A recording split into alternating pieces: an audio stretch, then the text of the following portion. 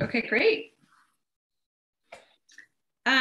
So it's kind of a big packet this time. I hope everyone had a chance to look everything over, and hopefully we can get through it all in our limited amount of time. I just wanted to mention a couple changes to the agenda. I would like to move Tanya's council update up to section 3.3, if that's all right. And then I was going to give an update on the cross commission piece. I was going to do it under 3.3, but I'll do that later down like under 5.5. So just those two changes, moving Tanya up to 3.3 and moving the cross commission update down to, it would be like 5.6. Okay, so let's go ahead and get started. Our next meeting is when? January 26th. And that will be a goal setting meeting, which we'll go over a little bit later. So does anyone have any announcements to share? Sorry, can you just say that will be a goal setting meeting that will go a little over? What's that? You said January the 26th will be a goal setting meeting that will go a little over. What does that mean? Oh, no, that will go over a little bit later in this meeting. There's an agenda item that we'll talk about that.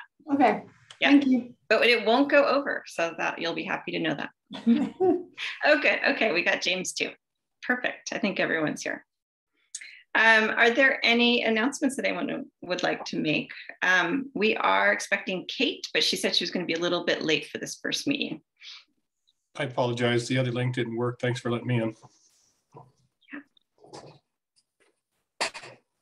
I have an announcement. I just wanted to say that I attended the Truth to Power event that was put on a couple weeks ago by Anya and the rest of the Truth to Power group at the high school.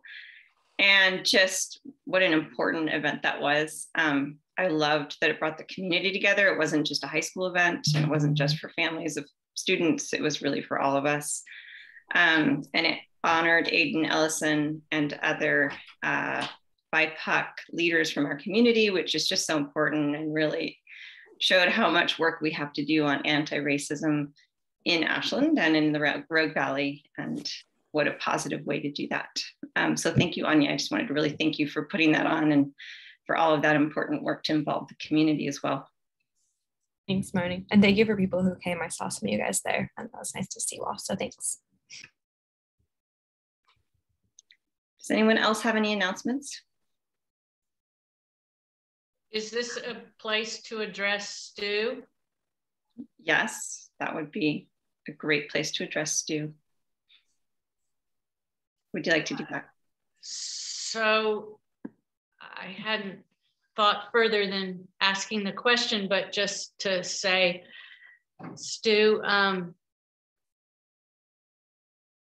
happy for you and sad for us, and you will be missed. And I wish you well, and I'm glad that you're not going to be so very far away, and that our paths will continue to cross. Well, thanks. I will still be here a little bit, so hopefully that will help ease things along. But thank you, Risa. Go ahead, Larry. Yes, do we have any idea what our replacement plan is for your important work and you? Yeah, I expect they will replace me. It's hard to say when that'll happen. I think it's fair to say we need to crew up on our admin team first, probably. But being that Tom and the electric department are an enterprise fund, and that's where my position is based, it should be not a financial problem to rehire me. But there probably will make some changes in the division because there's just programs have evolved a lot over the last 10 years. And, you know, the people we hired 10 years ago or 5 years ago, we might not need exactly that again. So there'll probably be a little bit of a scoping period, but I'm not sure when that'll be. But since I'll still have my toes in the pool here, I will be advocating for that. Great. Thanks. I just wanted to say thank you, Stu, for everything you've done. Just coming into your position as the very first climate and energy analyst for Ashland. I think you've set the bar really, really high, and you've done amazing things with so little funding, and just really gotten us on the right track. So I just am so appreciative of all that work you've done, but also happy that you're doing something else exciting, hopefully, and that you're sticking around. So thank you. Yeah, thanks, Marnie.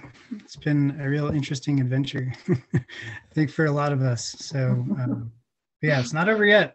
I'm not really. Don't worry about that. James. Thanks, Stu. It was a surprise to hear about this, and not a surprise at the same time, because your skill level is so high and what you have to offer is great. And so I think you're moving to whatever you're going to next is going to be a real plus for all of us, no matter what. So you'll always be there as the person who took the first stab at this opportunity for the city to move forward with something that we all have been waiting for. We tried for 10 years to get to happen, and it did. And so thank you for spearheading that. You're very welcome. I'm definitely feeling the love, and I think I really look forward to getting the next person here. So hopefully we'll keep it going. Yeah. All right. Are there any other announcements that folks had? No. Okay. And I forgot to have someone approve the minutes. Does anyone want to approve the minutes? I vote to approve the minutes. A second. Motion, vote. Okay. Okay, all in favor? Aye. All opposed? Okay, the minutes from November, not September, are approved. Thank you. And okay, Tanya, would this be a good moment for you to give us the council update? Tanya has to leave early, so we wanted to make sure and fit that in. Yeah, that would be fine. We haven't had very much in the way of direct climate conversations or decisions coming before the council, but we are very excited about the prospect of welcoming our new city manager in early January. They're working through the contracts, but council unanimously approved the appointment of Joe Lassard as our new city manager. And as Stu was mentioning, the capacity issues we have in the administration department, we're very much looking forward to his arrival and the ability to shore that part of the city system back up again. That will certainly help in all of the work that we and other commissions are doing. So that's the probably the biggest news. We also, and this, it's hard to know where this fits because the climate work that Stu does and that we do with him, is over in the electric department. But the general fund conversations that we've been having are going to extend further into next year. We are talking about doing a community-wide poll, so to everyone's home, to talk about the different options that we have for police and fire and parks and planning and that sort of thing. And we're spending the next several months getting some help looking at what possibilities there might be for regionalizing some of those services. So a big conversation is going to be happening around the general fund that's coming up over the course of the next probably 6-8 months. And will be important for all of the commissions to encourage folks to weigh in, to participate in listening sessions, to answer any surveys that we send out. We have some big decisions to be made, but we've gotten some good news that the financial situation in the general fund, while not good, is maybe not as dire as our initial estimates had made it seem. So, bits of good news there, but we should be ready for that bigger conversation. The commission is also, or the council, I'm not sure if we reported on this. I think we have. The commission has, or the council has not received, the staff has not received any proposals for the design work for the community center. And so it'll be put back out for bid again with an extension into January. But again, that doesn't include any climate upgrades. And I think that that's all I have for now, unless there are questions. Does anyone have any questions? No? Okay. Oh, just a quick question. Tanya, thanks. As far as the bonding of the city council and the ability to work together, have there been any outreaching for mediation support or anything like that? Has that been a discussion? Is that even relevant? It hasn't been. There hasn't, that discussion hasn't come up at this point. Okay. Okay, thank you. All right. So I'm just going to see if there's, it says reports from members of other commissions, which usually we don't have other members here, but I'm not sure who's here, so I was going to check. I can just say that I'm on the Climate Policy Commission now, and will be at my first meeting in January. Oh, great. Yay. That's great, Brian. Thank you. Okay, bye. Okay, so let's move on to the public forum. Is there anyone that's submitted for public forum today? No. Okay. All right. Well, that gains us a little time, which we might need because things were tight. Reports and presentations. So we are going to hear from Libby Van White with the North Mountain Park Nature Center. And I'm excited to have her here. We need to let her in as a panelist. And she's going to talk to us about some outreach options and other things that are going on. So there we go.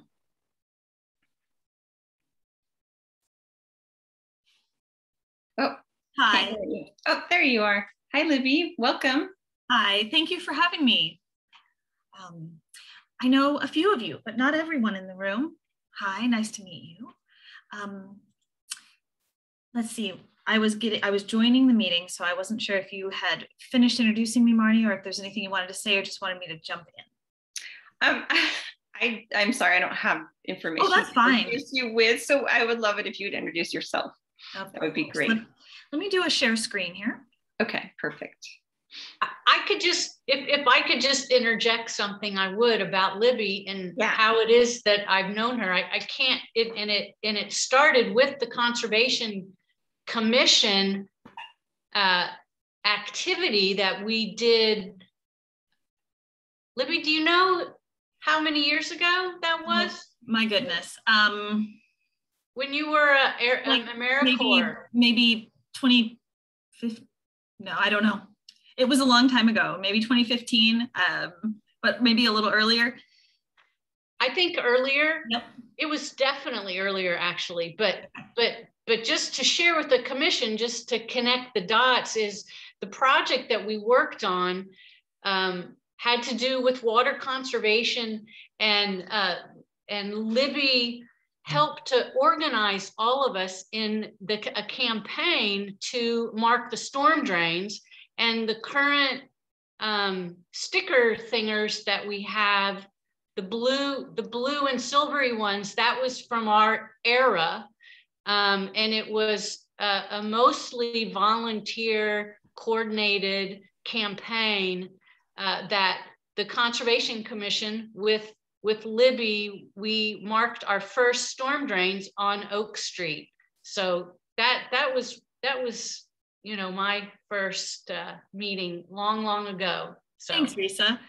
Yeah, that was actually back when I was an intern, when I first started, even before I got my master's, and I had just arrived in town. So,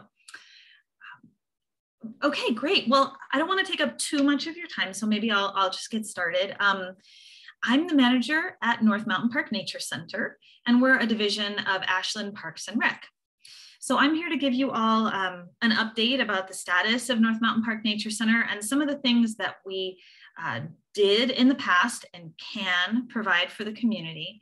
Because once you've had an overview, I think that we might be able to come up with some creative ways to collaborate between North Mountain Park Nature Center and you all. So first, I'd like to start by providing a little background about the park itself. Many of you have probably been here, but if you haven't, North Mountain Park includes a natural area of about 14 acres in the Bear Creek floodplain that we manage for wildlife and also for education. And the Nature Center's mission is to promote greater community awareness, understanding, and enjoyment of the local natural environment, and to foster stewardship through educational programming and activities. And I think that is in pretty nice alignment with your own commission's goals of educating and advocating for the wise and efficient use of resources in our town. And it was a little surprising to me that we don't already partner all the time, but we've sort of had our lane and we've been going along rather successfully, and you've all had your lane until now. And I think a time has come for us to maybe work together. We have worked toward our mission in a lot of different ways. So I'm going to kind of rapid fire off some of the things that we did do so that you can imagine what maybe we could do together. And FYI, I love talking about our center and reminiscing over pictures of the historically underserved populations of kids that we've provided field trips for in the past. But I don't want to take up too much of your time. So I've got these slides timed to go quickly so I can just rattle it off. We offer community programming for all ages, including summer camps and preschool programming. We have hiking trails with thorough outdoor interpretation, demonstration gardens and heirloom gardens that are maintained entirely by volunteers, an exhibit room and discovery lab in the center where we have interactive exhibits, discovery kits for self-guided exploration, zero waste public events where you can connect with our partners in sustainability.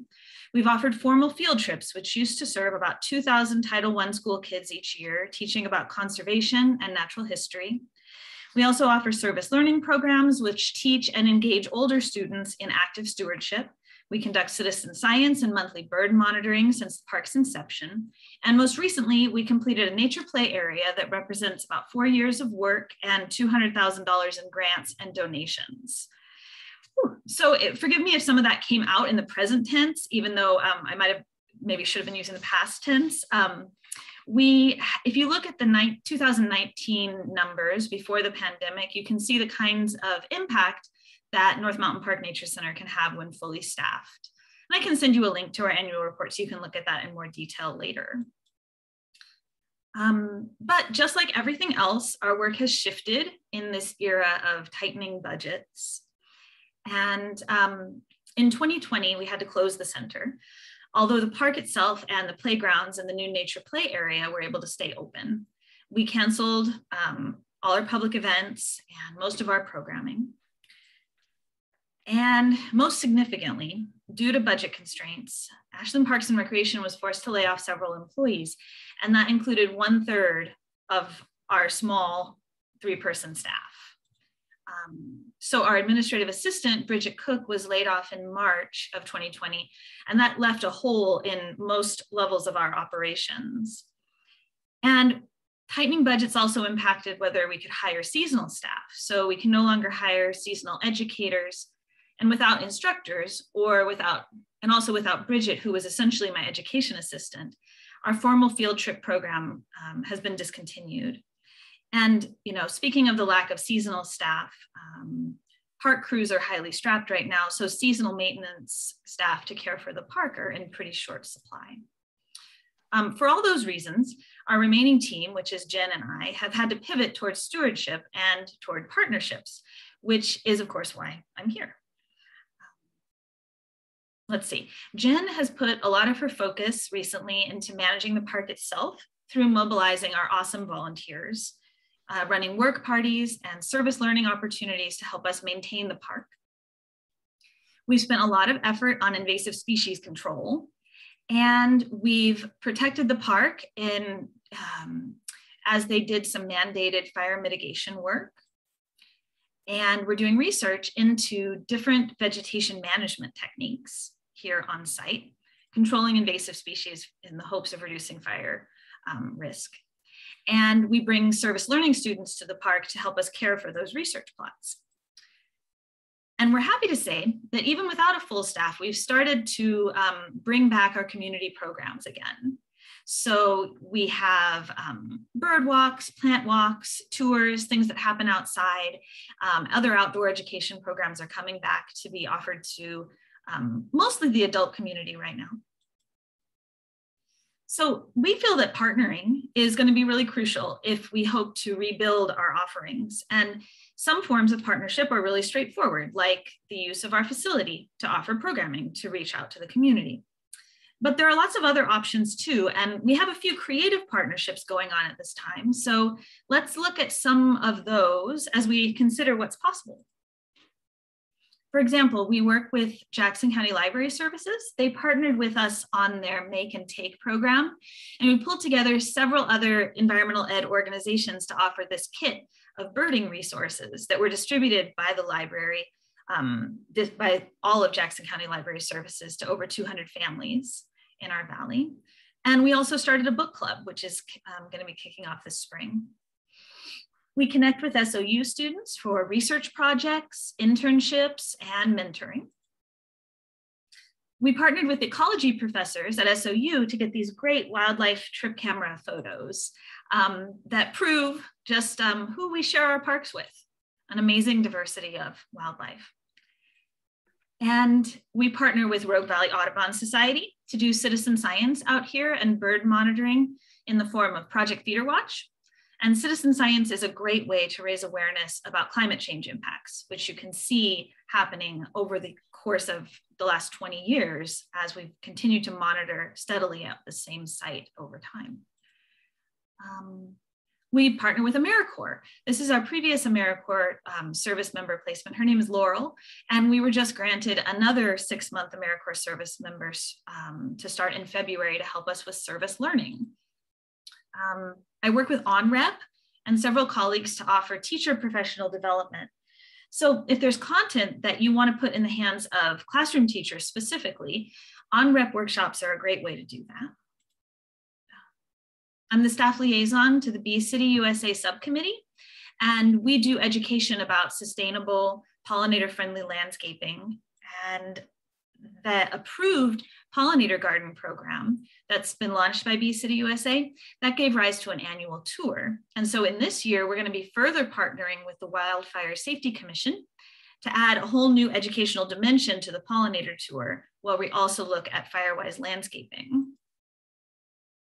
And of course, we're also a vehicle for just programming. So we team up with the Ashland Forest Resiliency Project and help them reach the community with their How to Be Smokewise education and also defensible space landscaping education.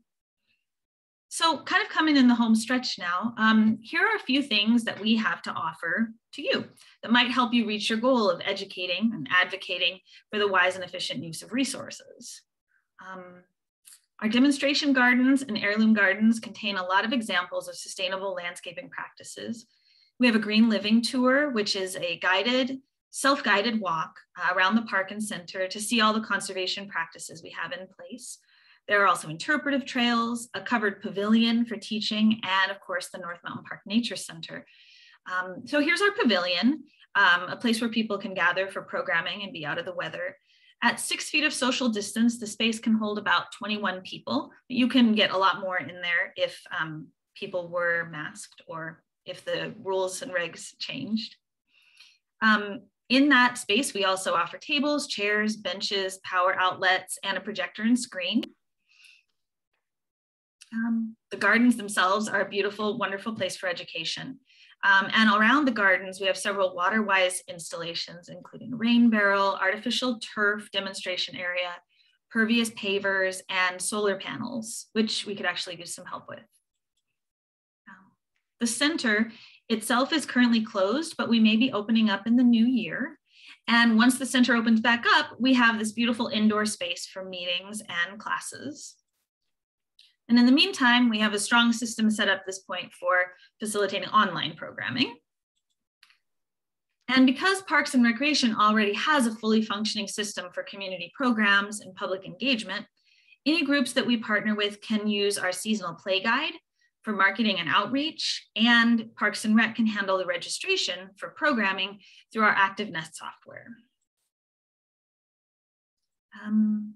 I like the idea that sustainability is no longer about doing less harm, it's about doing more good. So let's see how we can do more good by working together. And that is my presentation. I'm going to stop sharing screen, and I'd be happy to take any questions or discussions about how we might be able to work together. Great, thank you. That was a really good presentation. Let's start with James. Libby, good to see you again. Hi, James. In a few years. Yeah. 2015, I think it was. I have a question regarding the solar panels, and if there's something that we can do to help you get motivated in whatever way is possible to not only have whatever you want to have, but maybe as a demonstration point for the use of solar panels. Perfect.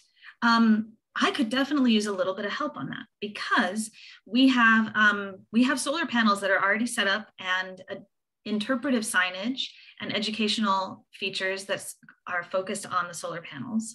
But when I look at the display, the readout, it's not reading out correctly. And it makes me think that something about it is glitching out.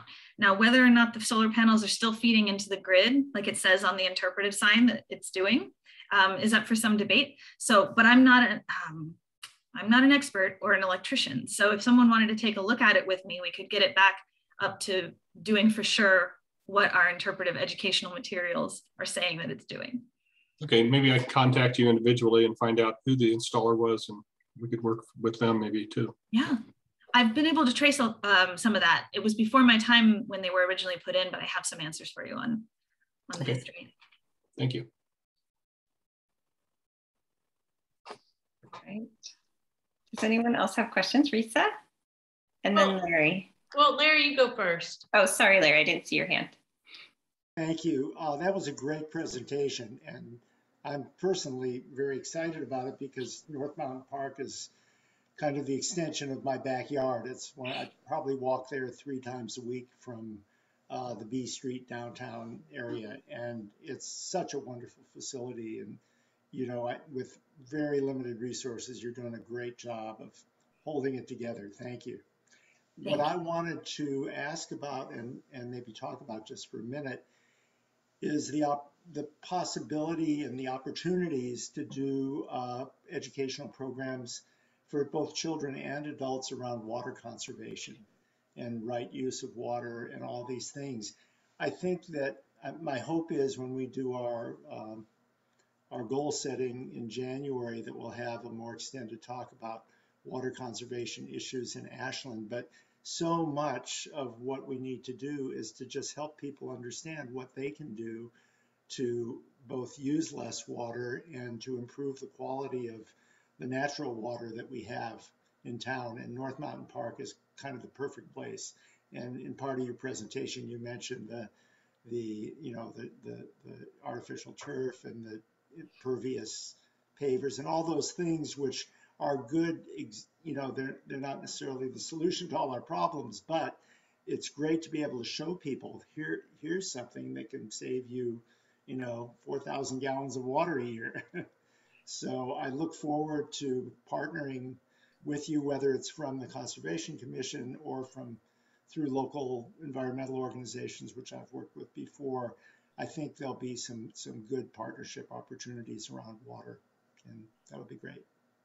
Yeah, I can answer that a little bit by saying some of the things that we were already doing and that we already have in place, but simply don't have enough staff to execute at the moment. But we have some really great water conservation curriculum for grades K2 and also grades 3-5, and water quality curriculum and watershed curriculum for grades 6-12. So that stuff is already in existence and it's aligned to the standards and it's really fun to teach, and we have all the materials. We were teaching water conservation as part of our scope and sequence. Our field trip program covered the subjects geology of the Rogue Valley, water of the Rogue Valley, plants, animals, Native American history, and pioneer history and conservation. And those 6 subjects we would cycle through, and it took 3 years to get through that subject sequence. So we have 6 top-notch lesson plans on each subject. Wow. We just don't have the bandwidth to be running the field trip program right now. So brainstorming ways that we could maybe excise some of our favorite water conservation lesson plans from the scope and sequence and just offer them independently on a one-off basis would be a really nice discussion. Right, and one thing I know, at least I would try to help you with is, interacting with specific teachers and schools in Ashland. I mean, that's where I'm connected. And I'm sure you've done programs in the past a lot, especially with Willow Wind, because you're real neighbors. We have a huge audience for our programming. So we would offer 42 field trips in the spring and another 42 field trips in the fall. And when we opened registration on the morning that teachers were allowed to sign up, we would almost crash the website. I mean, it was like people were emailing me because they couldn't get the exact spot that they wanted. And we ended up filling that up within the first couple hours of opening this field trip program window. And then there are a lot of teachers who'd be on the waiting list, and they would be like, if anybody else can't get a bus, I want to take their field trip. And since we've been closed down and schools are beginning to gear back up again and look for field trip opportunities, a lot of those really loyal teachers have been calling me and saying, what gives? We want to get our students back out to the park. And right now I can only offer kind of a scalable version, which is our service learning programming, which is it's smaller, it's more one-off, it can be taught by 1 or 2 people at a time. Well, maybe Bex can wrangle some administrators at SOU and get some opportunities for graduate students there to in paid internships that would come, there's money out there for what you need to staff. It just isn't available in the city. And I know we won't be able to take all of these ideas to fruition in this meeting, but I'm very excited about that. Thanks. Okay, thanks, Larry. Risa? Yeah, so my thoughts around being able to hear about how the CCOC can partner with North Mountain Park kind of centers around this effort that we are beginning to get clarity and movement on about these different areas that are related to our subgroups that are beginning to take a shape. And my hope is that, our goal setting meeting in January will help to refine that further. But North Mountain Park this is not a new partnership. This is a continuation of a partnership that has been going on for 20 years with the Bear Creek, with the Salmon Festival, with compost classes, with waste prevention and recycling classes, with permaculture, just Julie Smitherman, doing water conservation classes. I mean, there's just so many. And what I'm curious about is whether or not we can utilize the opportunities that North Mountain Park offers to help us to reach our audiences.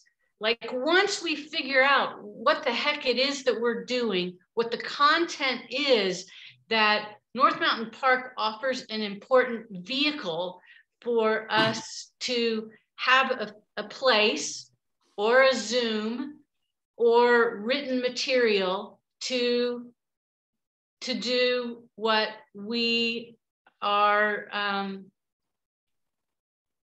committed to doing around climate issues. And that's a really good point, Risa. And I think I probably should have given more credit to the long history of partnership, and maybe the fact that it kind of sounded like I'm starting from scratch has to do with me feeling a little isolated over here, like all holed up in my little bell jar. So there is a long history of us working together, and we can reignite that. Even if I feel all alone in my bell jar. Well, one of our goals could be for 2022 that you not feel so alone. Huh? That's a worthwhile goal.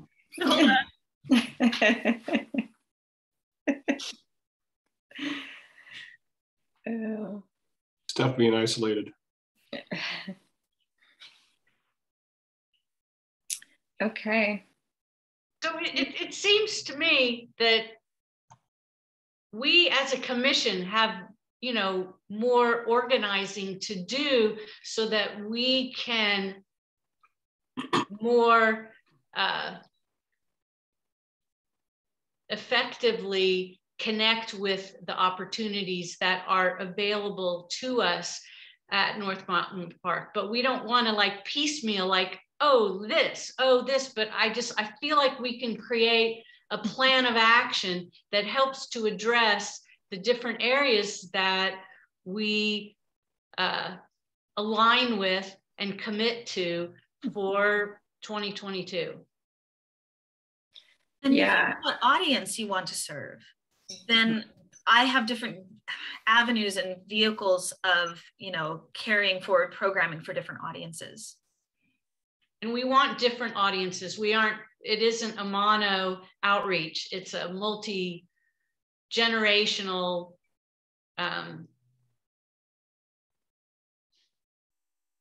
thing. I think this is great. I think we've been kind of compiling this toolbox of what our outreach tools are. And then as we come up with different projects and different topics and different partnerships, we'll pull different tools. And this one, it seems like a really important one because it's not just for us to get our message out, but it's also to keep North Mountain Park, you know, functioning and doing what it's done so well for so long.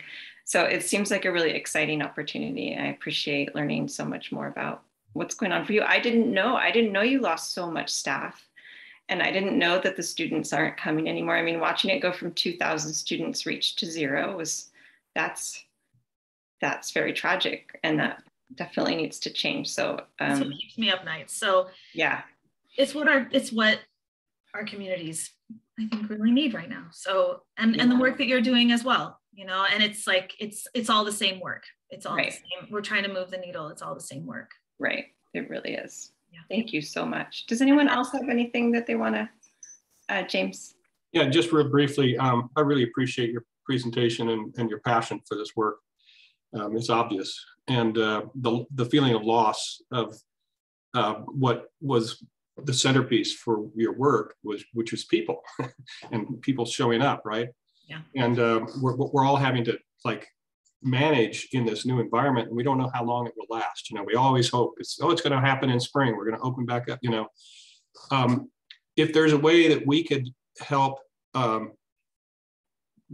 Part of our thing about outreach is virtual outreach, right? So maybe there's a component of what we're learning in our subgroups and how to do outreach could be something that you might be able to learn from, maybe especially when it comes to contacting schools themselves and working through programs that are unfortunately have to be virtual in the context of the moment, but doesn't mean they can't go down there and find those things when after they learn more about it. So that might be a way we could help too. Yeah. Okay. I'd be happy to have any more meetings about this. I will clear my schedule to meet with any of you outside of this meeting, and we can just carry this forward. That sounds great. We will definitely be contacting you either individually from our subgroups, or, you know, we'll invite you back for another group chat as we get further along. But thank you. This has been really helpful. I will be in touch for sure. Oh, great. Thank you. Thank you all so much. Okay. Thank you, Libby. All right. Hang on, it's getting very dark in here.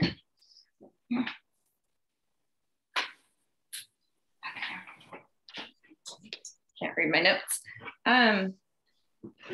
That was great. Thank you, Risa, for setting that up with Libby. I feel like that's going to be a great tool for us, and then just also something for the whole community that we should be aware of. So next on our agenda, we have the staff update. And so I'll hand that over to Stu. Hello. Let's see. I actually didn't put together my list like I normally do, but I can tell you probably one of the more recent things we did is finally put some ink down for our EV car share project. So we've got a contract signed for that, and hopefully we'll have an electric vehicle on the streets of Ashland in, I don't know, February, March, depending. The supply of used electric vehicles has actually shrunk quite dramatically with the supply issues that are going on. So the folks who are providing this project are having trouble getting the cars that they thought they were going to have access to.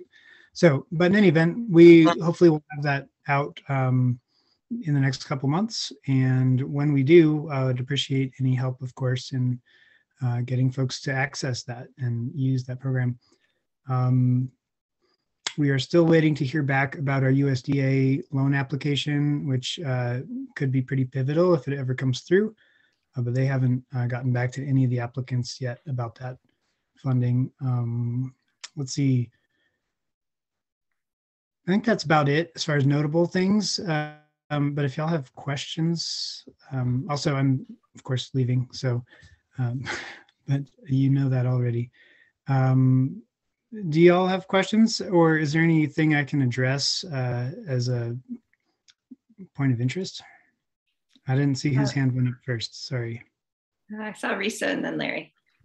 Well, just a question about the car share. Is there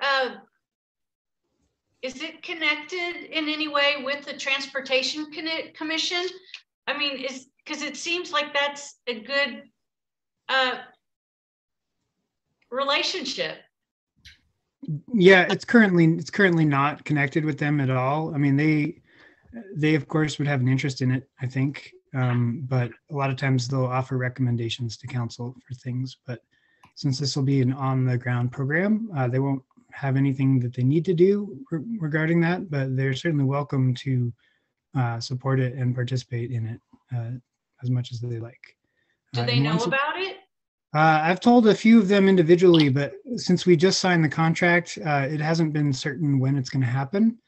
And I still don't know when it's going to happen. So when I have a better idea of it actually coming down here, then I'll let people know in a more serious way. I have a small concern that like the vehicles just won't be available, which of course isn't anything we can control, but they're telling me that they think February, March. So I'm optimistic. Larry?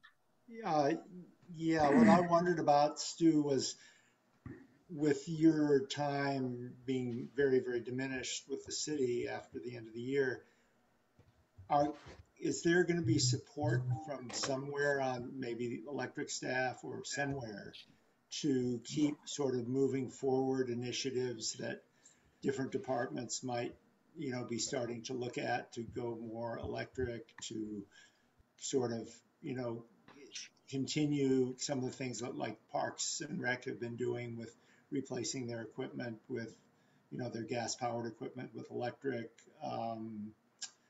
you know, just a lot of, I'm sure there's a lot within the city. And one area especially that I've wondered about is whether city staff is looking at any, you know, kind of regular work from home programs that, you know, might accommodate flexibility for staff and employees, and also reduce carbon emissions from commutes to and from the city.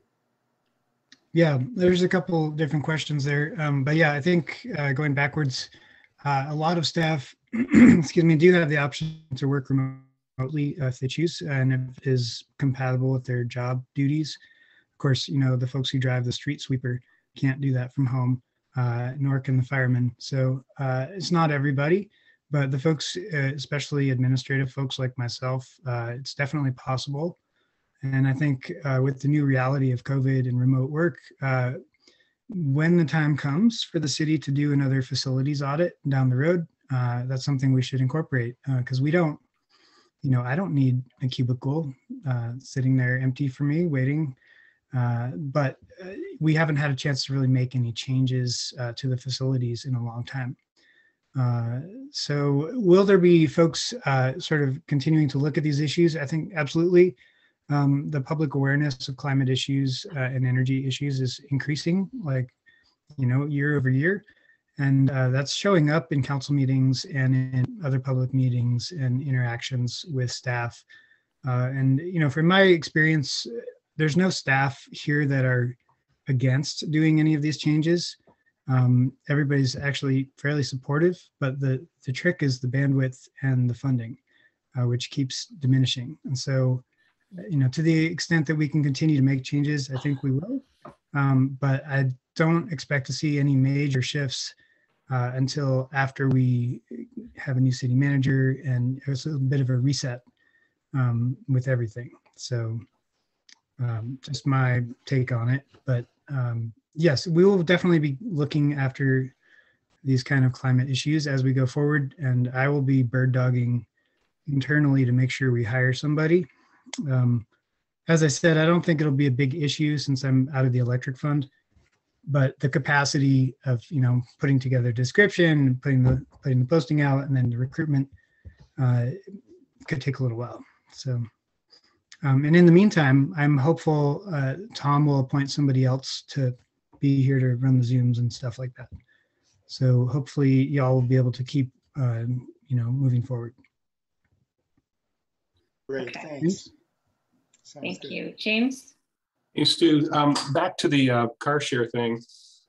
I've been thinking about this in terms of parking in the city, and it's the relationship of cars and the number of cars we have. And with car share, if it got bigger, obviously we would need less parking in especially areas where there might be apartments that would have larger parking lots otherwise. Has the city ever thought about incentive programs with like KDA Homes or whoever's helping to get this thing off the ground to actually incentivize them to move forward? And if they were able to get a car share thing going, that when they build a new apartment complex or whatever, they could reduce the amount of parking necessary because they're doing a car share thing. So it becomes a self-feeding incentive for them. Yeah, I think there's a few different forces that are acting to make parking requirements be reduced, but I don't think any of those forces are car share at this point in time. And the particular project that I'm engaged with the car share is not like a big fleet that we could recruit. It's a grant that we wrote as a group of different utilities. So it's not tapping into a vast network of car share.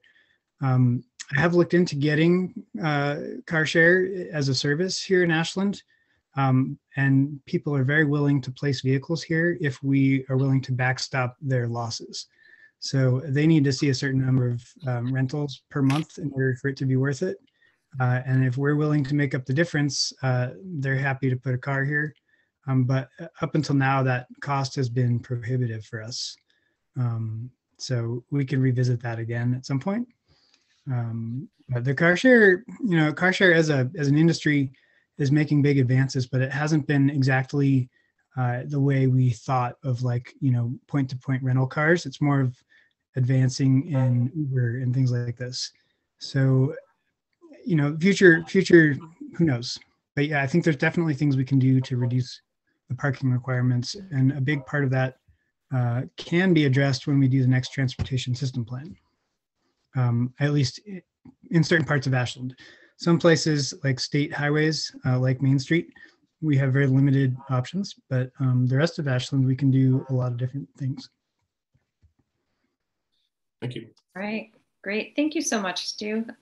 We have to move on, but it's just nice to know kind of what some of these points are since you might not be able to share those with us later. So thank you. Okay, we have SOU update and then Recology update. Thanks, Marty. So this month we launched our climate survey, a partnership with SOCAN, the Ashland Climate Project. And we've had, we're halfway through the release of it. We've had a good response so far. I think the latest number is around 200. What we really like is we haven't gone to typical groups. So I didn't want and wasn't seeking the same demographic in terms of the response to the last climate survey, because it was typically I think it was 270 largely older retirees that had completed that survey. And we need a more representative pool of feedback across the board. So we've pushed it out. Laurie Kaplan and I have done a lot of outreach on it through different channels. It might have come through to you through one of those channels, and very welcome to fill it out. If you have any other ideas on how to push it out, but again, not to just email, you know, our groups of that have interest in climate change, because it does distort the response when we get 50%, you know, that will go for solar or have put solar on their roofs. We want to get a little bit more deeper into the barriers, the challenges, and a more representative view. So we're really happy with how it goes, how it's gone so far, and we're going to carry on pushing it out. It closes on the 1st of January, I think. Risa. I'm curious whether to help to diversify, it would be appropriate to ask like high school, you know, maybe high school seniors, or ask SOU students. I mean, everyone lives somewhere if they're lucky enough to have a roof over their head. And yeah, thanks, Risa. We've gone out to SOU students. We've done outreach across the SOU, across the board, and we have had responses there. So yeah, absolutely. And we'll carry on pushing it out. So what's really exciting is we are getting the responses coming in. And then because it's a partnership project, we've had students involved in the development of this survey. And we're also going to have students involved in the evaluation of the results. So as well as being critical results in terms of policy and implementation, we've also got SOU students part of that development and part of that evaluation in terms of learning projects, which is exciting.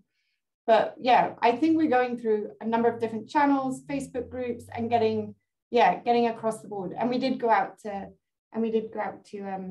students. That's great. So the other thing that's been happening, Tanya's gone. So, Stu's here though. So Stu Green, Laurie Kaplan, Rick Barth, Tanya, and myself, we meet to discuss bringing stakeholders and organizations together around the implementation of SEEP. So this has been presented before and talked about. I think it was in July at the commission meeting that I missed, where it was an idea around more of a collaboration around the climate and the Ashland Climate Collaborative. So two of the campaigns, they're running with the transportation and electrification. But another part of this has been about bringing together stakeholders and organizations, and something myself from SOU has very much been having discussions with Stu about, having discussions with Laurie and Rick and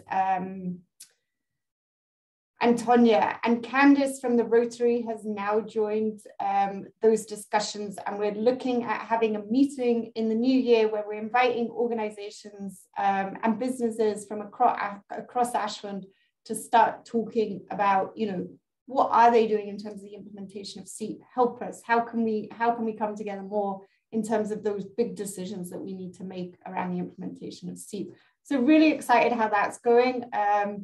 And being able to talk from the SOU perspective of what our role is in terms of the implementation of SEEP has, you know, will be part of that, to see if, and other organizations giving examples of what they're doing to reduce greenhouse gas emissions and adapt to climate change. So that's moved on recently, and we've realized our next step is getting these organizations together. We've done a lot of talking and thinking through what it means to us. In terms of that collaboration, we have realized that it does mean different things, and naturally it does. I'm here at SOU thinking, what is SOU's role? Other organizations, you know, they're more lobbying, they're more outreach. So we need to bring kind of where the decisions are being made together and see how we can work together. So that's going to be a meeting in the new year. Unfortunately, we have realized that it is likely to be over Zoom. I continue with our sustainability reporting. That's quite a huge part of what's happening at SOU at the moment with our 3 yearly sustainability reporting. And I mentioned this at the last meeting. It covers everything from how we teach, what we teach, operations, equity, diversity, and inclusion, and planning and administration and governance around sustainability, and then also engagement, so community engagement, and we've got a number of projects across the community. Libby mentioned some from the academic side where we're partnering, and then of course we had one on the Bear Creek Greenway. We've also got another number of other partnerships happening from an academic point of view, and then we also have others, community partnership like myself here at this meeting, and a number of others. Also involved student projects from last year in terms of the green funds. So we have a green fund that's ring-fenced for student projects as part of their tuition, $13 a term at the moment. And this was agreed a number of years ago, and students can then make proposals that are then voted on at the Environmental Affairs Committee. If it's over $5,000, then it comes to the Sustainability Council, which is represented with staff, faculty, and students.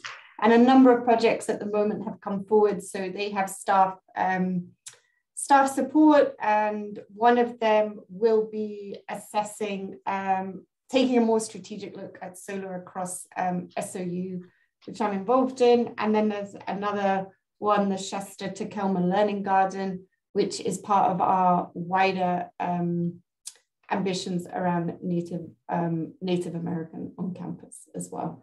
So it's really exciting. Lots of projects moving, coming forward from students, reporting nationally to highlight what we're doing, as well as community collaboration. Thank you. Thank you. So much exciting stuff going on. Thank you so much. We don't really have time for questions because we have to keep going, but thank you for that update. Jamie. Hey, I have just a few things. One, we're still selling leaf bags. So I know it's really windy. So just to put it out in the public that if people are interested in getting their leaves composted, they can do so by contacting our office. And the thing I'm most excited to talk about that I can't talk about too much because all the details haven't been finalized yet, but we are looking to establish what is called an artist in residency program through Recology. And basically what that is we would we'd put it out into the public that we're looking for artists who are interested in basically salvaging garbage and turning it into some form of art. And the message behind it is, you know, these are things we should be reducing and reusing. So that's exciting. And as I get more details about that, I'll be keeping in touch. And we've got our Christmas tree recycling coming up in January. What happens is first we promote the Boy Scouts collecting them, and they'll be collecting them on January 8th. So we just ask that people put their trees out on the night before, and then the Boy Scouts accept donations for that. And it's a really big support for them. And then once that's done, we'll start collecting them as well free of charge in the January 10th through 21st timeline. And beyond that, it would cost people $5. And just a side note, what the Boy Scouts do with them, they chip them down, and they Ashland Parks and Recs lays them on trails here in town. So it's kind of a fun way of getting the best use out of people's Christmas trees. So that's all I've got. Oh, one more thing. I'm also, thank you, Bex, for mentioning your sustainability report. I'm gearing up for my monster yearly sustainability report of sorts as well that I compile on behalf of the cities of Ashland and Talent. And yeah, so working on that. Lots of fun. Okay, great. Thank you, Jamie. The art piece sounds really neat. I'm excited to hear how that progresses. I saw, sorry, I was just going to make one comment. Ashland Memes had quite a tongue-in-cheek Instagram today on art around the city. So the ambition would be to make it on that, Jamie. In what way? It was quite funny where they said art around Ashland was either a hit or a miss in terms of some of the sculptures that were out there. So. Oh gosh. Oh yeah, this I can't even tell you the types of art. I mean, it'll take the cake. But I like the message in terms of our use of resources. I mean, the fashion shows are the best. I mean, I just kind of have to turn away a little bit. So okay. So thank you. Okay, I'm just going to give a quick update on the cross commission group that meets. So it's the chairs of 9 different commissions. They're all chairs. So James, I haven't asked to have someone else on there yet. And at this point, I'm not sure that they would be open to that.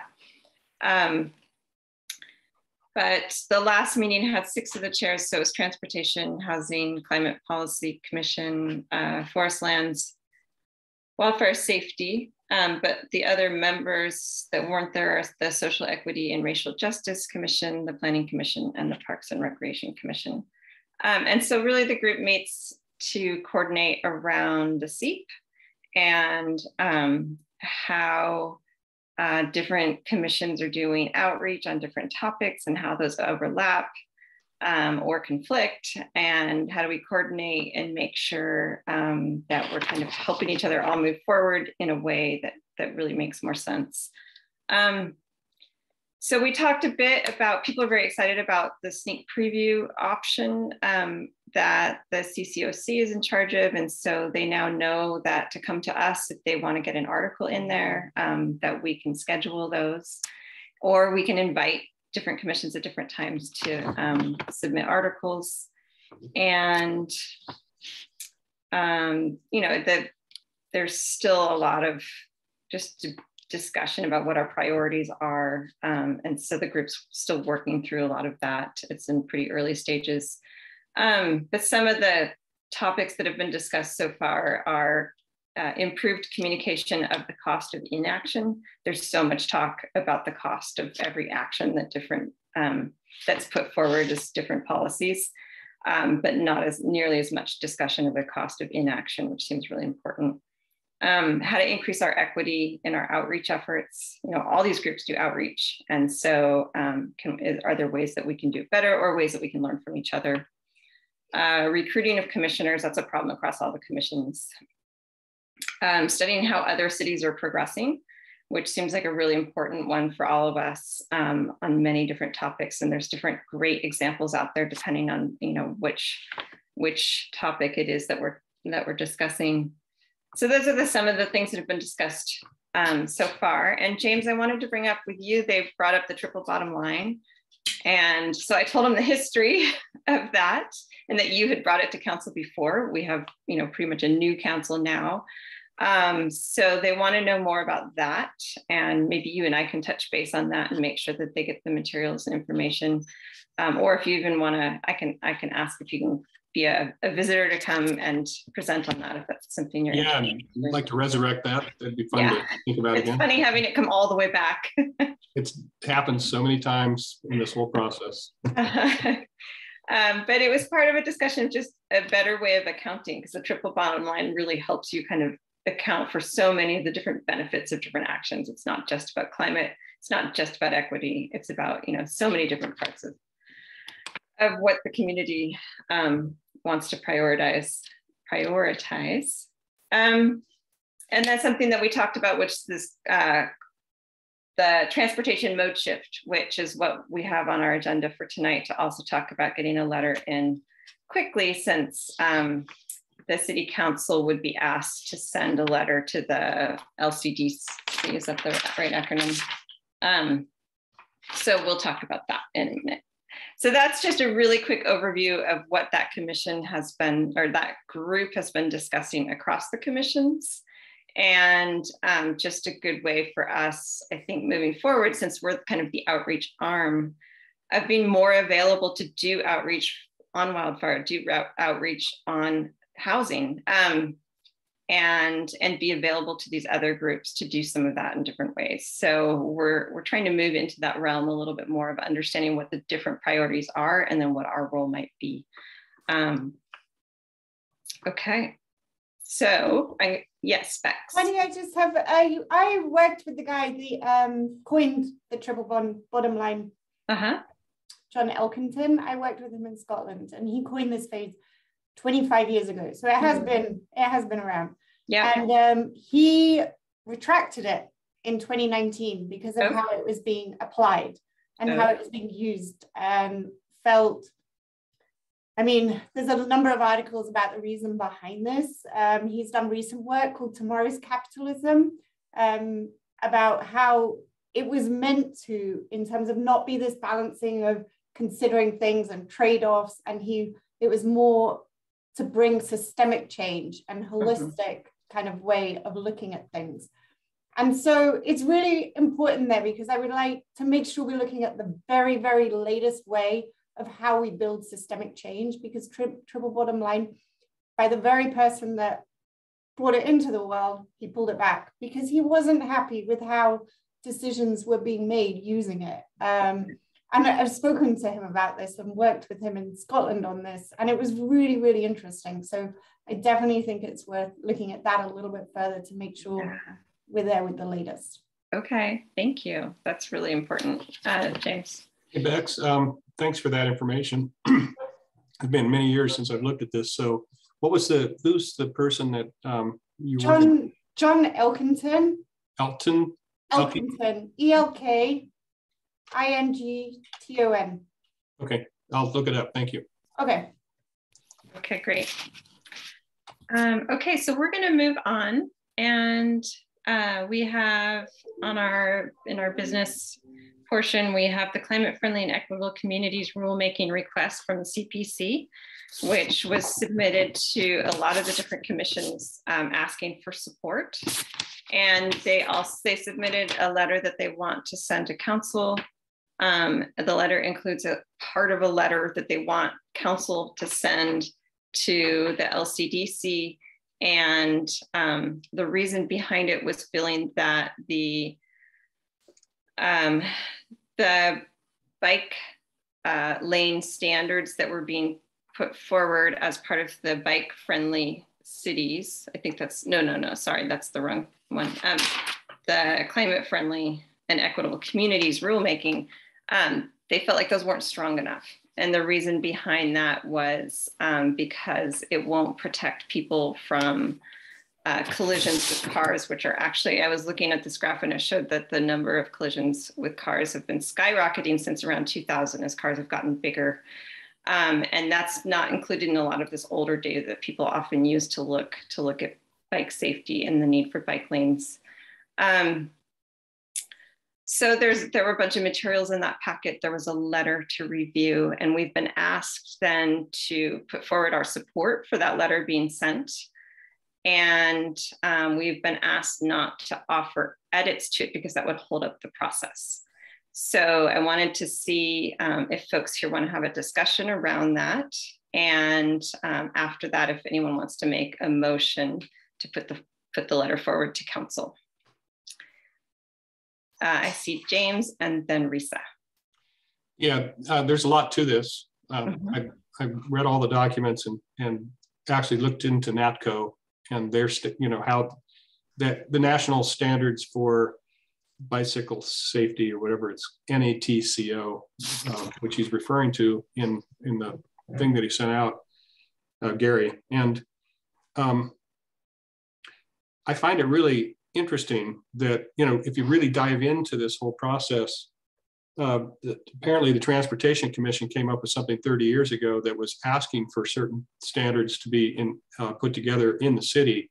And we've got it on the books already, but that over 30 years that, it's outdated somewhat, but over 30 years, the amount of work that was supposed to have been gone into doing the upgrades and so forth haven't necessarily been met. So I really appreciate the detail of analysis that was done here, and the look at, in talking to Gary a little bit more, he also said that this particular LCDC is not the DOT, the Department of Transportation. They're a different kind of commission. They're a commission, that makes recommendations, and therefore they can't make recommendations on the LCDC won't make recommendations on the actual standards themselves, you know, to conform to the NATCO standards or whatever. So it's my understanding with what we see here in this recommendation for the change to the rule, the planning rule, seems to go as far as they possibly can to put that forward to the cities that are affected most, or the areas, and that includes Medford and Ashland area as one of like the key components, mainly all on the west side, except for Bend, I guess. So I really, in looking at this in some detail, I really see a lot of thought that went into it. And I only see one missing piece, which Gary already knows about. And I think it's too late to do anything now, but in that D part of the recommendation for the amendments, the wording was separated bicycle facilities, and it really should read separated and protected. But to me, that's just a missing word that wasn't put in, and Gary agrees with that. So otherwise, I think it's awesome what they're putting together. It's very simple, straightforward, and hopefully the state will, this LCDC will really consider it.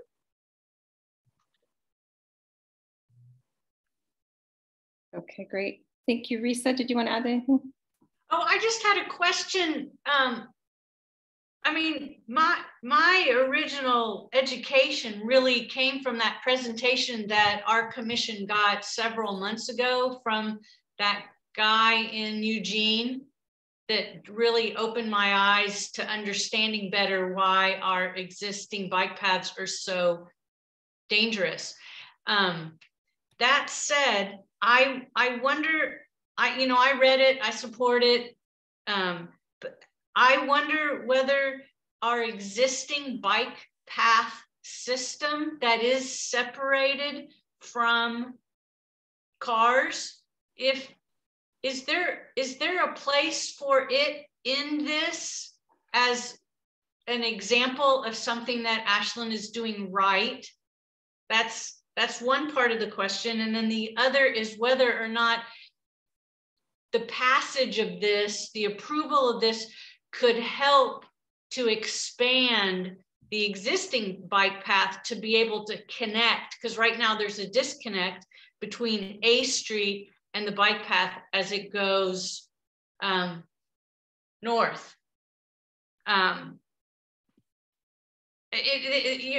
Y'all might not be able to answer that question, but it seems like we really do need to make progress on connecting that for the safety of our citizens, to be able to encourage people to safely or more safely ride their bikes. But we have this gap that requires that people have to, be on Oak Street to get there.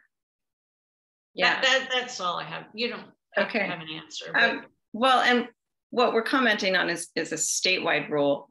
So I don't think we'll get into the specifics of Ashland quite so much, but I wanted Stu to go ahead and tell us what he wanted to say. And then also we do have Gary on as well to answer questions. And Bex had her hand up, so she might have some illumination as well. Okay. I was just make a motion. Oh, go ahead. No, go on, Stu. I was just going to say that Gary's here if you have specific questions. So he's in the attendees. But if you're ready to make a motion, then that's fine too. I'd love to hear from Gary myself. Okay, is that good with you, Marnie? Oh yeah, that's great. I have to fill up the login. I'll be right back. Okay, as long as we have time. Okay.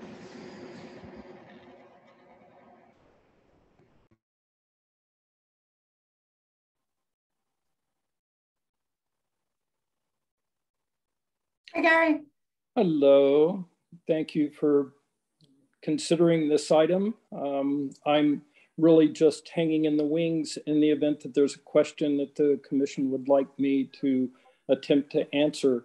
But I think James gave a very good summary of the issues, and I just wanted to be available. Okay, Marnie's gone. Well, I'd like to make a motion that we support the letter. Do I need to make a more articulate motion? I'll second it. There we go. Okay, sorry, I was gone for a sec. So a motion's been made and seconded, and I didn't hear the motion. We support the letter, but I was wondering if I think that's all I need to say, isn't it? Okay. Can I don't know, Gary, if you heard the question that I had about, is there a relationship between the existing bike path and the gap that currently exists, and whether or not the passage of this could help to support narrowing the gap for an example of safer bike riding in Ashland? I would respond to that question by suggesting that the city will be updating its transportation system plan in the next, presumably the next year, probably starting sometime this coming summer of 22. And certainly that issue will be vetted as a part of that planning process. I think there's widespread acknowledgement that that path needs to be more complete. And the state rule as it currently exists requires connectivity, which is really the issue that you're speaking to, is that it doesn't provide the kind of connectivity that we'd like. And so my expectation is that that will certainly be addressed as a part of the transportation system plan update. The issue is always, how do we spend those transportation dollars? What gets the priority and what gets built and constructed? And that will be exceedingly important for those people who want to see an alternative to the automobile, advocating for those kinds of projects. Great, thanks. James. Hey, Gary. Good to talk to you again here. I did get to think of another question I had around the areas that are separated by 6 or fewer miles, like between Ashland and Talent, for instance. And this has some relevance to maybe, Risa, what you were talking about in terms of the Greenway bike path. Because the Greenway is already in place, for instance, between Ashland and Talent, would that suffice for that connectivity from the LCDC perspective with this new wording? You know, my hope, and I think it has to be characterized as that, is that ODOT, as the manager and owner of that stretch of Highway 99, would see, as it did most recently with the addition of the buffered bike path and bike lane between Talent and Ashland, will see the merits of creating that stretch as a protected bikeway, as well as between Talent and Phoenix, Phoenix and Medford to Central Point. So again, that's my hope. Whether this rule would have any effect on ODOT is really a question that I can answer directly. It does not.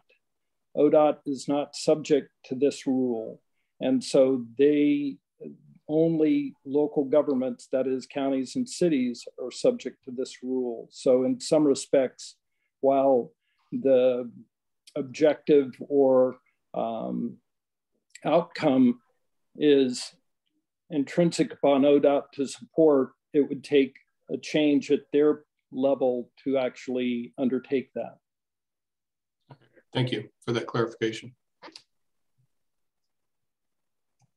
Okay, so it sounds like we have a motion and a second. And what we're being asked to do is to send a letter then to council saying that we support council sending this letter to the LCDC. Is that right, Gary?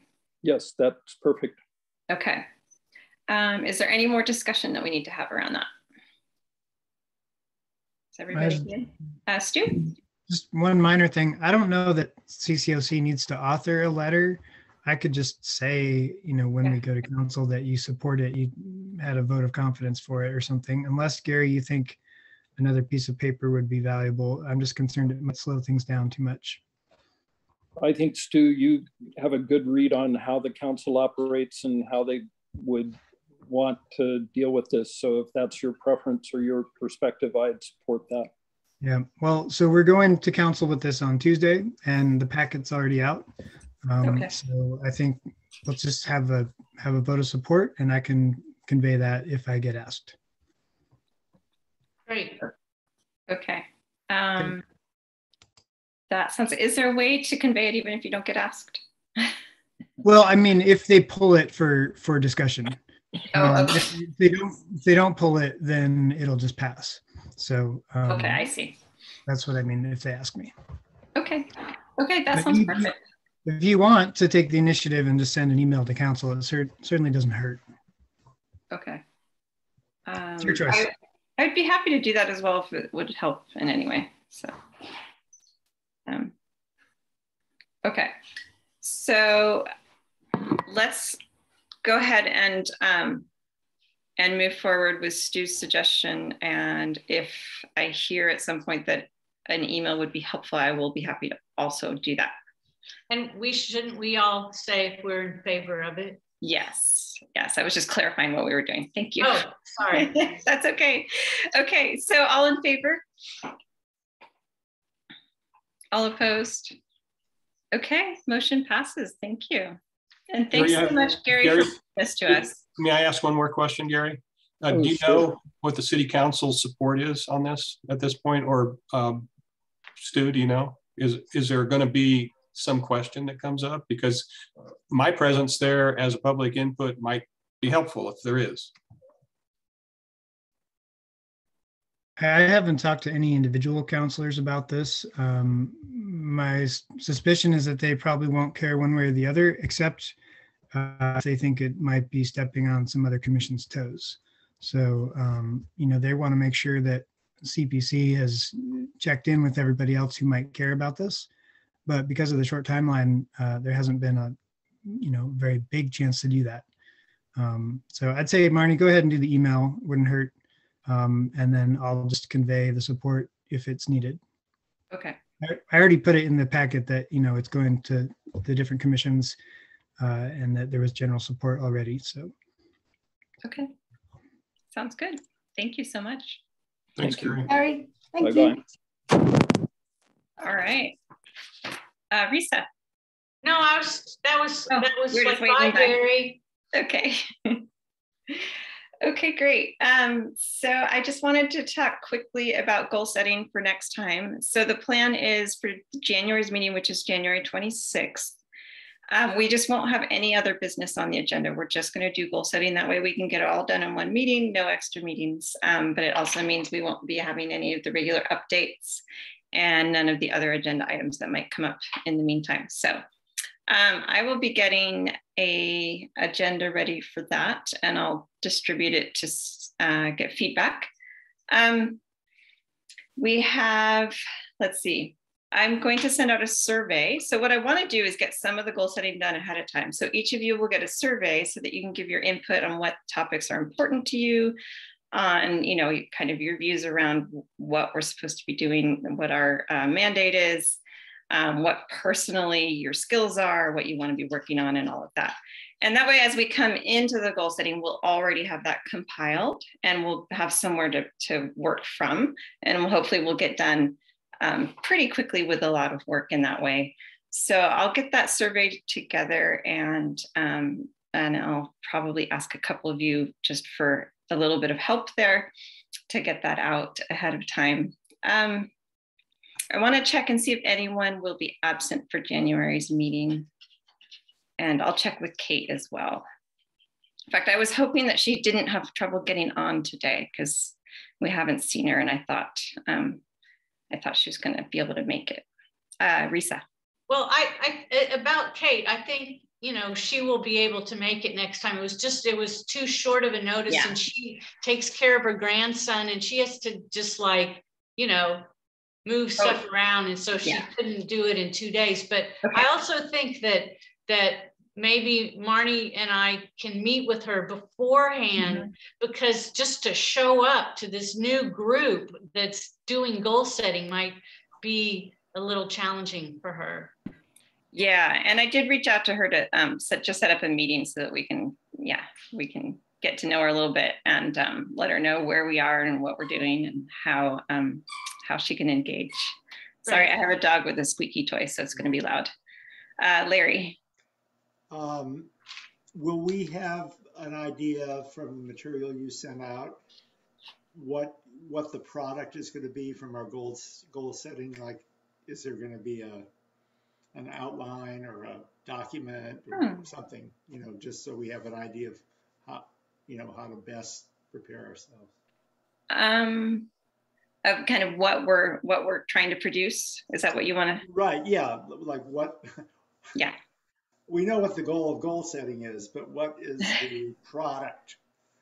I'm asking about the product. Yeah. So I would imagine it'll be a few-page document that, has high-level goals and then strategies and then specific objectives, ways, actions that we want to take, and however we're going to group ourselves, and some sort of organization, and then some sort of timeline, I think would be really, really helpful to keep us on track. I was just wondering if we don't need help in the meeting to, somebody who isn't necessarily part of the commission to sort of collect this. I mean, if we're not going to just rely on a Zoom video of the meeting, that just seems it would be really hard for somebody to work off of that, or that it would be good to have, and you could assign to some of us just the certain tasks of note taking, and then collating those notes and delivering them digitally to you or whoever. I mean, it just seems that might be helpful.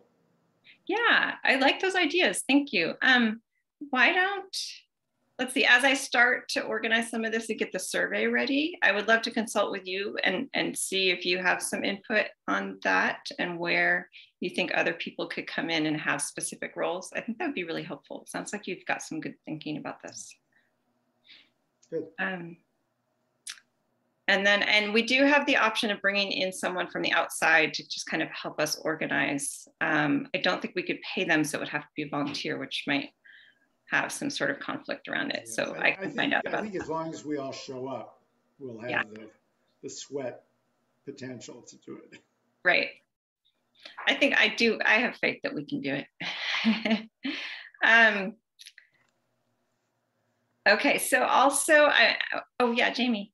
I was just going to say really quick, the last time that we did this, Marnie led us then, and I thought that she did a really fantastic job of leading us through that process. And it was very apparent to me that she is skilled in that area. So I don't know that we need to bring someone in from the outside. I have a lot of faith in Marnie to, do it if she's up for it.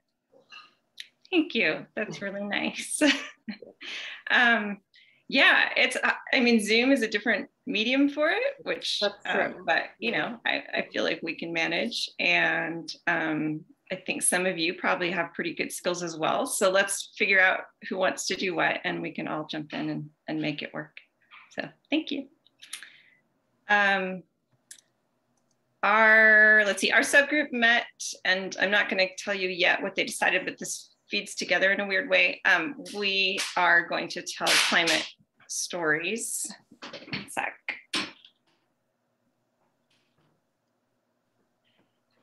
And we wanted to start with the commissioners. And so part of our goal setting for next time is include telling each other's stories. So what we're planning to do is pair people up, and you'll end up telling basically your partner's story in the first person. So let's say I'm paired up with Bex. So I will actually tell a story where I say, hi, I'm Bex Walker, and this is my story. So we're going to interview each other, and I actually have a hat with names in it, and I'm going to choose the names and tell you who your partner is. And you'll have up until January 26th to meet up with your partner, whether you want to do it on Zoom or in person. We're going to give you prompts and kind of a instruction sheet so you know what you're doing. And can I just clarify, did you say the partner would be the other person in first person? So when you talk to each other, you tell your own story, but then what we're going to do is present it to the group later. And so you will tell your partner's story. In third person, I guess. In first person. In first person? Yes. The idea is that you are talking in the shoes of another person. Yeah. You know, it's an empathy thing, you know, like what you no, don't. I get that, but I'm not sure I'm on board with it. It was part of, so I took the storytelling certificate with the Hearth, and this was one of the very last exercises we did. You know, we've been through this whole 9 months certificate, and yet when we got to this one, it impacted so many people because there's all this pressure to honor someone's story. Like, you can't do a bad job because they're right there. And so just really taking on someone else's story is, it's a gift. It really is. And so I think what we're going to do, appreciate it, but it's going to be a public meeting on the 26th of January. Well, no, I was going to say we're going to do this part not public because it's not it's not any of our business. It's not public. Yeah. Okay. Whoever gets Bex has to try to do it in a Scottish accent for sure. Oh no. Yes, Jamie. Exactly. Please, I want to get Bex. I want to hear your Scottish accent. Okay. So I want to thank everyone ahead of time, even though I gave you no choices, but I thank you for putting aside your doubts and being willing to do this with us. So I'm going to go through and read off 2 names at a time. James and Kate. Then we have Jamie and Risa. And Anya and Larry. Marnie, I want this Scottish accent. Oh no. And Marnie and Bex, I will work on my accent. Okay, and so we still have our subgroup still has to get together your instruction sheet. So you can't do it yet, but I figure everyone has holidays to get to and all of that. So we'll get it to you sometime in early January to get moving on that. All right. Next, did I do that? Yes. Okay, so basically just to sum up, you'll have to look for a survey that will come your way, instructions on the storytelling, and then also when you get a chance, maybe take a look and review some of the SEEP if that's, so it's fresh as we come into our goal setting session. We now have the subgroup progress reports. So I wanted to start with subgroup number 1, and I'll hand that over to James and Larry. So Larry, you want to, I can take the lead here and then you can chime in if you want. How do you want to do that? Yeah, you should definitely take the lead. You did a good job of summing up what we discussed. Okay, and we have 5 minutes. So Larry and I got together on November 19th and had a robust discussion about the 3 areas that will support STU, or the next STU in this case, in terms of the priorities of induction stoves, electric vehicles, and the integration of messaging between various commissions. One of the things we talked about was the role of subgroup number 2, which is about messaging. I mean, it's like, how do we create these places for that? So when we were talking about this, it seemed that there was so much overlap between subgroup 2 and in the kind of networking and advertising component we need to do, that probably ought to be a conversation that we have when we actually do our meeting in January, to see how that might be combined or overlap, or how the priorities might change over time and how we might deal with that. So based on that, we decided some of the things we want to do is do research on other cities, find out what they're doing to incentivize these programs, these 3 priorities, to network with plumbers and other vendors, and letting them know about the City of Ashland incentives so that they're actually, if they're not in the know, they have it right there, and that they agree that they'll bring that forward as part of their program if they feel like it's important to them. They don't have to, obviously. Networking and advertising component, just ideas. I like the idea of we like the idea of the banners across downtown.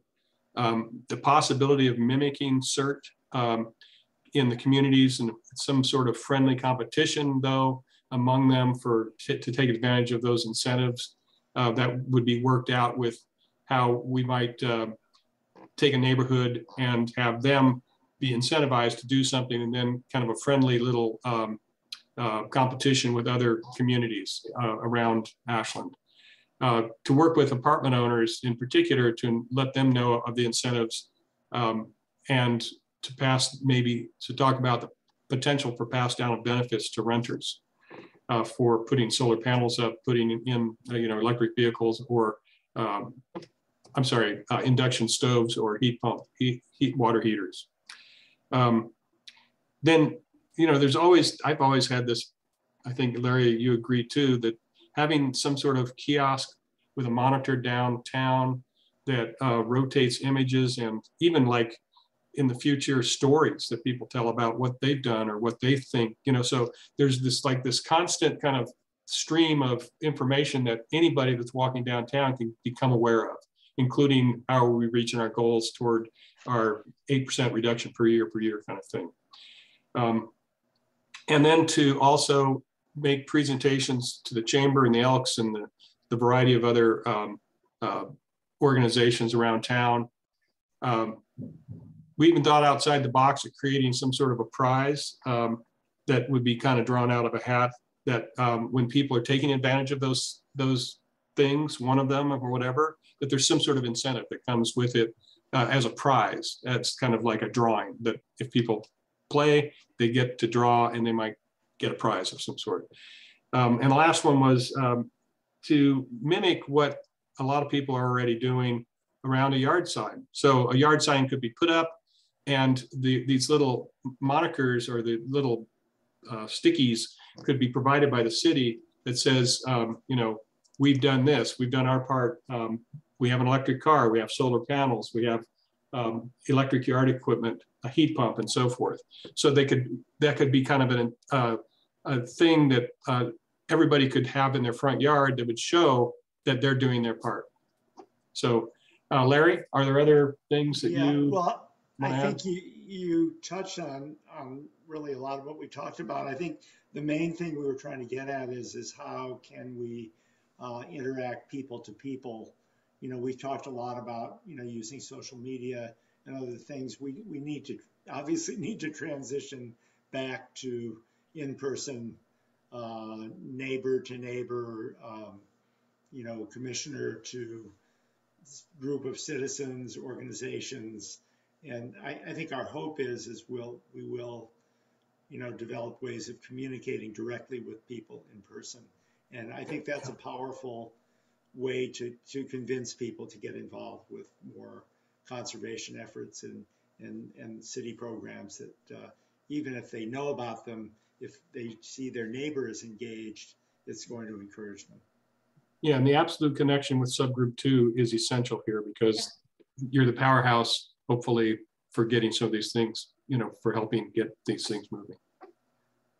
Great, thank you. Yeah, and the subgroups were kind of a filler while we were waiting for new commissioners to come on and our goal setting. So, we might change the names, we might change who's doing what. But it's great that we've moved forward with them, and we've really actually developed a lot of great ideas. And I can take some of yours and compile them into our kind of overall outreach framework. And that way they're all in one place, so that when there's an issue that needs to be addressed, we can kind of go, oh, I forgot about, these field trips that, that someone suggested, or an art installation. So it'll be good for our conversation in January as well. Yeah. You know, Yes. have it kind of in one package.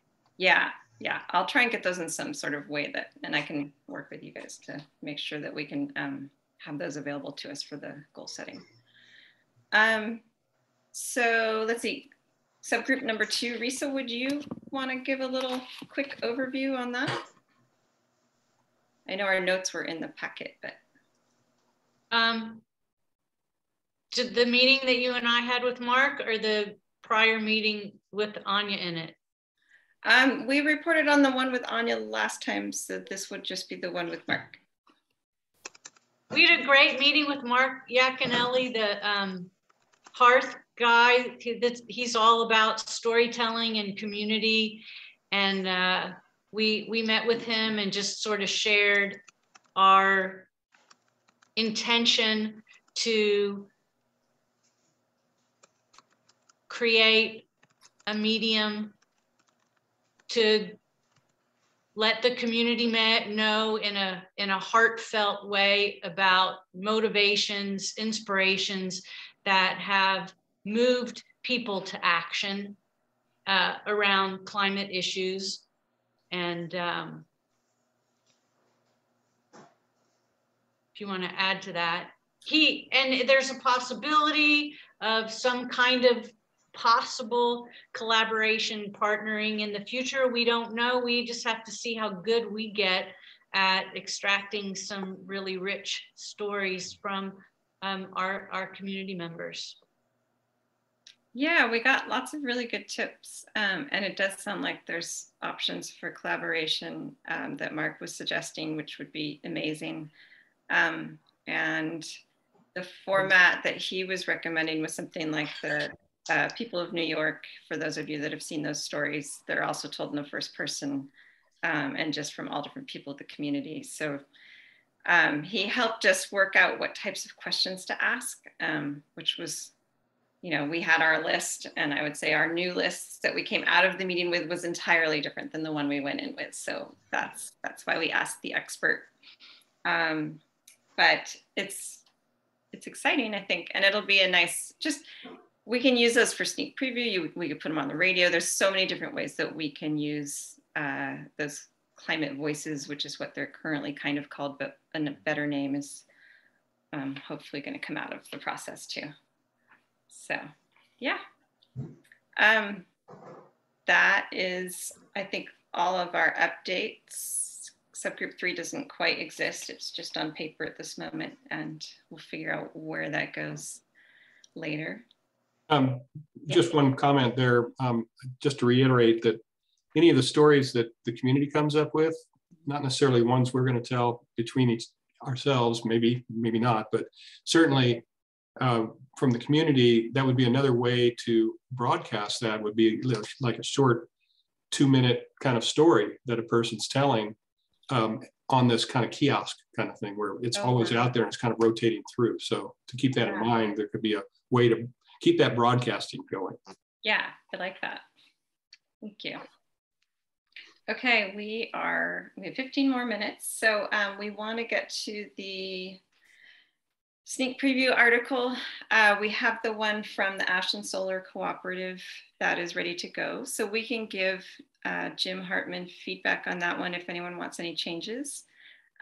When we do decide to vote on it, I just want to say we want to vote to give him a little bit of room for edits, because they're still, you know, right now they're right in the middle of working out the rooftop at the airport. That actually could move forward fast enough that by the time the article is being submitted, that detail might change a little bit, but it's not like he would send in a different article.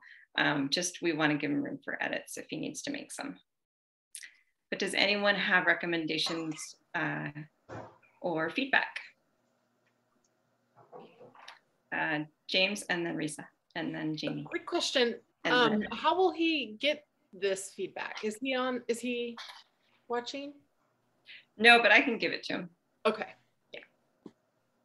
Yeah. So one of the things that came up for me was, the article's like 729 words or something. So it's right at the tip of what's acceptable, I guess, in terms of length. But there was in paragraph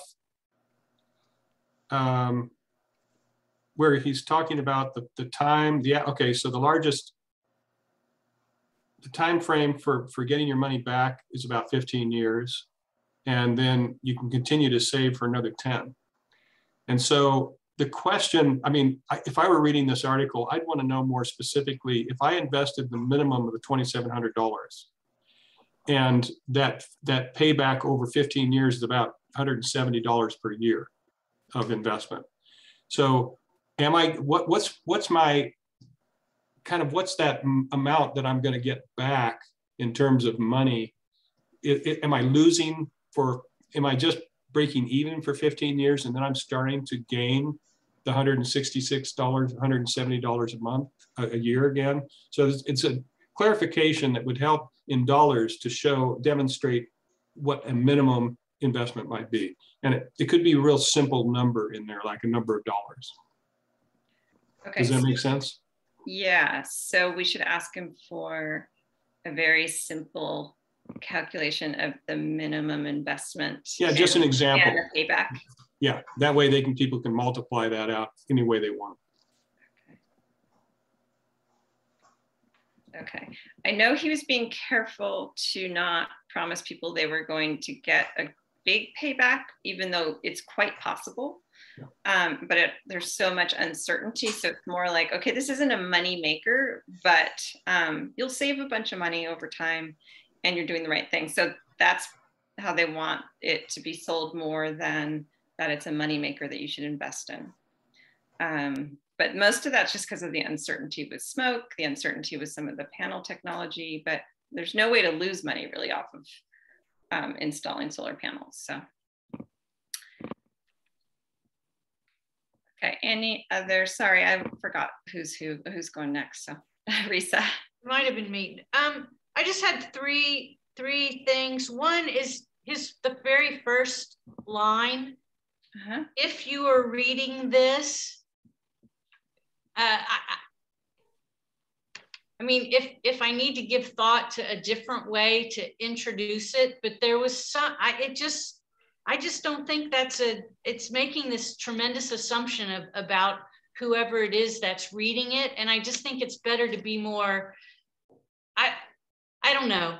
If I need to think, you know, if you want me to be part of recreating the sentence, I will, but I request a different first intro to the topic. The second thing is, I was confused when he was talking about the lottery, if it's an annual lottery, and just to clarify that, I was confused. And the other is, he was talking about a big roof to be considered. And it's like, well, what's a large roof? I mean, for the reader, it's too vague. Okay. Anyway, but you know, I enjoyed reading it and I'm really glad he wrote it. And those are my three things. Thank you. Okay, great. Jamie. I didn't have anything in particular to offer as far as feedback. I just, that part about if you're reading this just seems a little redundant because you're reading it. So it doesn't need to be said, but so that's all. Okay. Any other edits? And does anyone want to make a motion to move the article forward? James, I think you're muted. I make a motion to move this forward to the sneak preview with the recommended changes that we have just suggested. I second that. Okay. Can you add with room for edits from that Jim might need to make, or do we need to add that? He might need to make some edits that we haven't recommended to him. As long as he stays within the, you know, we don't want Curtis to have a cow because the article's too long. So right. No, he knows just to keep that in mind. Okay. That's quite phenomenal. Being able to have a cow. Say what? Oh. Depends on who you are, I guess. I mean, like if you're a cow. Yeah. if if you're Elsie, it wouldn't be that hard, I guess. Okay. Okay, all in favor? All opposed? Okay, the article passes. Thank you. I will send those edits over to Jim. Thank you. And then we have next time, we have an article coming up from the Wildfire Safety Commission. Jamie, should I let you lead this part? Sorry, I keep jumping in. No, you're doing great. I mean, I think we could all read the agenda and yeah, so that's the next one due 2 weeks before the packet. And since I am talking, there is a potential, Curtis from the sneak preview has his annual best of Ashland thing, and it takes up a lot of room in the sneak preview. So there is a chance that we may be not featured in the January edition and push back a little bit. So it is what it is. And yeah, that would be the next one due. And following that is youth voices and on climate action. So Marnie, will you would it be any trouble for you to let Mr. Hartman know to, or do you want to work with him directly about getting that article to me so I can get it to Curtis? I'll give him the edits. He has the date that he has to give it to you for Curtis. Okay, well, I'll check in with you. Okay. Or yeah, I'll check in about that. I'm not worried about that. Okay. Okay. Okay, but everything might shift by 1 month because of yes, might. Okay. I don't think that's try to threaten him, but you know, threatening only goes so far. Yeah. The only place that might affect things is the Wildfire Safety Commission really wanted that slot for March. But we could just shift the others around it, but leave that one in its place. Yeah. Yeah, as far as the article of the joint commissions, Rick, Martha, and I got together, and we talked to Lori Kaplan as well, and you know, we're looking at a broader spectrum of things that are happening within the context of coordination between the commissioners, and we talked about, you know, the work that you talked about earlier, the Ashland Commission coordination, and I just wanted to point out that timing is everything, and so we're going to be working with Lori Kaplan. And at this point, there are two approaches that we might bring back, that Rick and I might bring back to this commission and to his commission, in terms of how we approach this. Is it just going to be a joint CCOC and Climate Policy Commission statement, or will there be maybe some additional richness to it that includes the concept of the Ashland Commission coordination activities that are going on? So anyway, it's a work in progress, and it doesn't have to be in March or whatever the date we have down currently, or April. It could be later, perhaps even, but the timing as far as the activities that are going on for Lori Kaplan with the Ashland Climate Collaborative, that's what it's called, is and the release of that and that information. We want that to take place first before the article comes up, you know, just to kind of not put the cart before the horse. So anyway. Absolutely. Yeah, because that's still under discussion. Yeah. Okay, great. Thanks, James, for moving forward on that. That's fantastic. And for that update. And then, yeah, we're just keeping the running list of extra articles to feed in at the end. So I don't know if there's anything anyone wants to add to that at this point. Anything new? No. Okay. All right. And then wrap up. So items to be added to the future agendas. Well, we don't want to add anything to next time, but I know we do want to be talking about water. I think, well, we're going to be doing that at the goal setting. So we'll wait and see if that also goes on the next agenda. Risa. And won't we need to approve the fire safety article as well? At the next, you're right. We have to do that at the next meeting. Good. So we will have one agenda item. Thank you. Thank you. You know. Yeah. It's like you've done this before, Risa. Just a couple times. times. Okay, I think that's it. I think somehow we managed to get everything done.